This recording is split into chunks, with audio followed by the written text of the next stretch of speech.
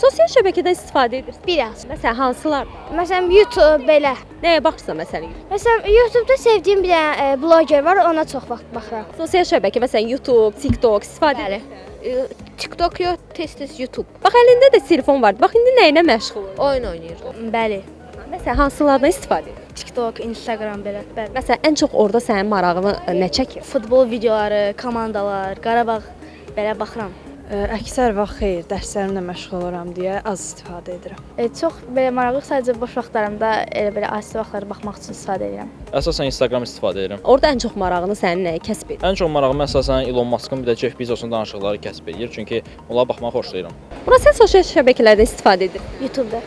YouTube-dan. Məsələn, orada sənin ən çox marağını nə cəlb edir? Futbol, basketbol, elə şeylər. Bu gün bir çox uşaq üçün telefon, planşet və kompüter kimi vasitələr müasir oyuncağa çevrilib. Bir toxunuşla əllərinin altında açılan rəqəmsal dünya bəzən onları yaşına uyğun olmayan məzmunla qarşı-qarşıya qoyur.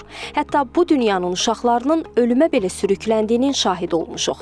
Bu məsələ ilə bağlı ölkəmizdə xüsusilə valideynlər nə düşünürlər? Bəli, mənim övladım orta məktəbdə təhsil alır və biz o dərslərini hazırlayarkən ehtiyacı olanda, çətinliyə düşəndə müraciət elədiyi ilk yer sosial şəbəkələrdə, hər hansı bir saytda ona lazım olan informasiyanı almaq. Xeyr, övladlarım az yaşlı olduğu üçün hər iki istifadə eləmirlər.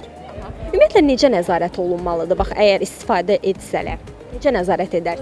Mən fikirləşirəm ki, bugünkü günümüzü sosial şəbəkələrsiz təsəvvür etmək mümkün deyil. Tam qadağanın əleyhinəyəm, amma düzgün qaydalara riayət eləməklə, müəyyən vaxt məhdudiyyəti qoymaqla mən elə bilirəm ki, səmərəli şəkildə istifadə eləmək olar. İndiki dövrdə sosial şəbəkələrdən istifadə etmək bilirsiniz də, uşaqlar tez asosiallaşırlar. Uşaqlar biz göstərmək istəmədiyimiz şeylər uşaqlar sosial şəbəkələrdə görürlər.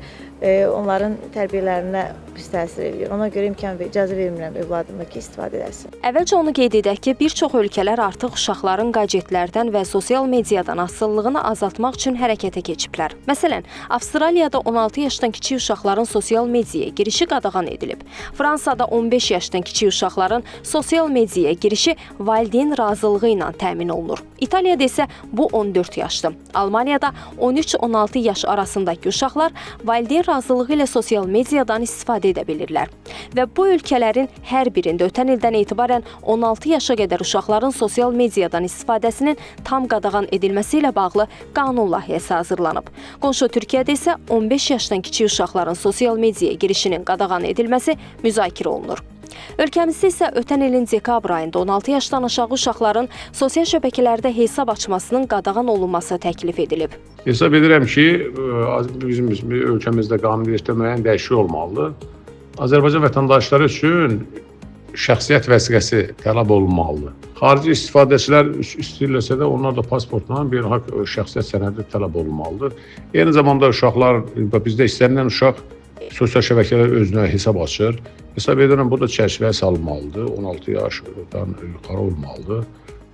Yəni, biz ayrı-ayrı ölkələrin, istər qardaş Türkiyə olsun, istər digər ölkələr olsun, bunların deməli, təcrübəsini öyrənməliyik biz. Yoxsa sosial şəbəkələr, açıq deyim, çox ciddi fəsadlar gətirəcək. Sosial şəbəkələr vasitəsilə intihar halları da artır.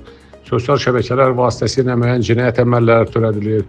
Çoxlu, bu tip negativ hərəkətlər olur.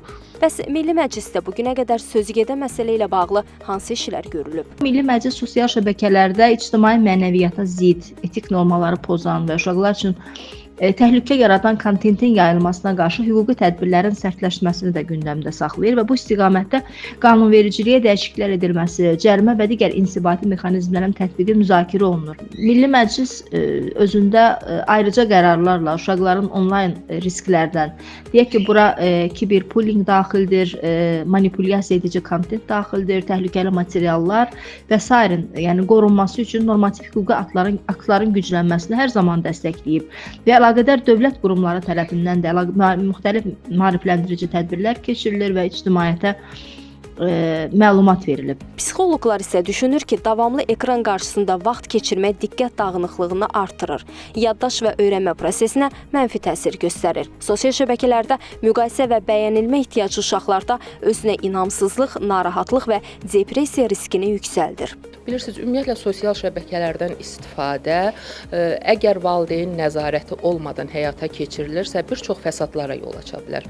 Hazırda bir daha vurğulayaq, kiber təhlükəsizliklə bağlı məqamlar var ki, sonra şagirdlərin emosional cəhətdən yüklənməsi, emosional tarazlığın pozulması, onlarda müxtəlif sosial şəbəkələrin təsiri altında arzu olunmaz hallar baş verər. Bu baxımdan hesab edirəm ki, mütləq valideyn nəzarəti önəmlidir.